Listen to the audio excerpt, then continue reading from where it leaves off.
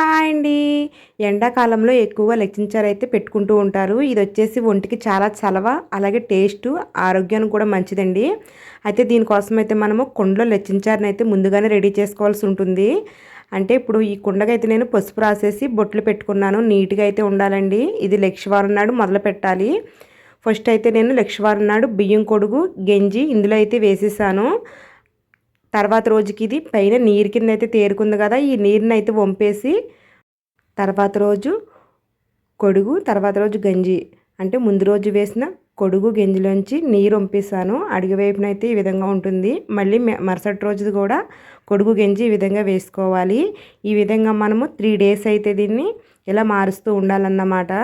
పైన తేట వంపేసి 3 డేస్ని కొడుగు గంజి అలా వేస్తూ ఉండాలి. తర్వాత 3 డేస్ ఇలా వేసిన తర్వాత 2 డేస్ అలానే వదిలేయాలండి. తర్వాత మనకి ఇలా అయితే ఉంటుంది. దీనిలోంచి పైన తేట అంతా వంపేసుకోవాలి. మరి ఎక్కువ కాకుండా కొద్దిగా వంపుకోవాలండి. ఆ రోజు మీరు అంటే ఏ రోజు మీరు చారు పెట్టుకుందాం అనుకుంటున్నారో ఆ రోజు బియ్యం కొడుగు, అలాగే ఇది నిల్వ ఉంచిన ఈ గంజిని కొడుగుని కూడా మనము కలుపుకొని చారు పెట్టుకోవాలన్నమాట. చూసారు కదా, మనకి మొత్తం ఇది 5 డేస్ నుంచి రెడీ చేసి పెట్టుకున్నాను. మనకి ఇది కుండలో పోసుకోవడం వలన ఫ్లేవర్ వేరేగా అనిపిస్తుందండి.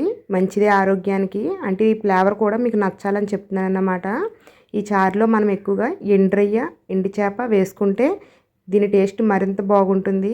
కానీ మా పిల్లలకి ఇష్టం ఉండదని నేను అవైతే వేయనండి. నేను ఓన్లీ కూరగాయలతో అయితే ఈ చారు పెట్టుకుంటాను. ఇలా 5 డేస్ నుంచి పెట్టుకున్న ఈ లెచ్చిన చారుని అయితే ఒక దాకలో అయితే వేసుకున్నాను. మనం ఇందులో కారం అయితే వేయకూడదండి, పసుపు వేయాలి. కారానికి బదులు పచ్చిమిరకాయలే వాడాలన్నమాట. మనము కారం వాడము కాబట్టి పచ్చిమిరకాయలు కొద్దిగా ఎక్కువ వేసుకోవాల్సి ఉంటుంది. ఎక్కువగా చాలామంది వంకాయ మాత్రమే వేస్తారు. నేనైతే అన్ని రకాల కూరగాయలు వేస్తానండి. మీకు అన్ని కూరగాయలు నచ్చకపోతే ఓన్లీ వంకాయతోటే పెట్టుకోవచ్చు. కానీ ఎండు చేప, వెండ్రయ్యలు వేసుకుంటే దీని టేస్ట్ మరింత బాగుంటుంది. నేనైతే బెండకాయ, ఆనపకాయ, ఉల్లిపాయ, టమాటా వేసాను. పచ్చిమిరకాయలు వచ్చేసి ఎక్కువగా వేసుకున్నాను. ఈ విధంగా ఈ మొత్తం అన్నీ కలిపి ఇందులో వేసేసుకుని మనము మరిగించేసుకోవాలి. అయితే కొంతమంది చేతిని ఈ లెచ్చించారు పులుస్తుంది, కొంతమందికి అయితే పులవదండి. మా వారికి కొద్దిగా పుల్లగా ఉంటే ఇష్టము కాబట్టి నేను మామిడికాయ వేస్తున్నాను. నాకు పెద్దగా పులిచినట్టు అనిపించలేదు కాబట్టి మామిడికాయ వేస్తున్నానండి. ఈ మామిడికాయను మనము పేస్ట్ చేసుకుని కూర వేసుకున్నాను, నేను కూరేసి వేసుకుంటున్నాను. అయితే పచ్చి మామిడికాయ అయితే వాడాలండి, ఫ్రెష్గా ఉన్న పచ్చి మామిడికాయ అయితే వాడాలి. చూసారు కదా, మామిడికాయ కూర అయితే మీకు కనిపిస్తుంది చారులో. ఈ విధంగా వేసుకుంటే మనకి పుల్లగా చాలా టేస్ట్గా అయితే ఉంటుంది. కొద్దిగా మరిగిన తర్వాత మనము పోపులు అయితే వేసేసుకుని తాలింపు వేసుకోవాలండి. దీనికోసం ఆవాలు, మెంతులు, జీలకర్ర, ఎల్లుల్లిపాయ, ఎండుమిరపకాయ, కరివేపాకు వేసి అయితే పోపు పెట్టాను. ఈ పోపునైతే మనం చారులో వేసేసుకోవాలి.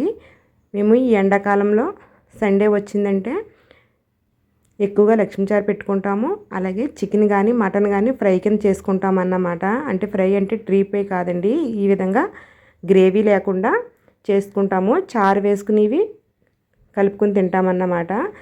ఆరోగ్యానికి ఎంతో మంచిది, చలవ కూడా చేస్తుందండి.